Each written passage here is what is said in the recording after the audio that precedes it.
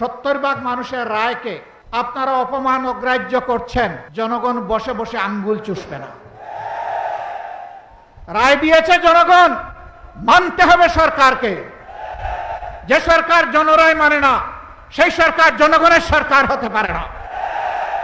সংসদে তারা বলেন তাদের হিসাব অনুযায়ী বিভিন্ন মেকানিজমে সরকারে গিয়ে এখন বলছেন 51 ভাগ মানুষ তাদেরকে ভোট দিয়ে সরকার গঠনের সুযোগ দিয়েছে।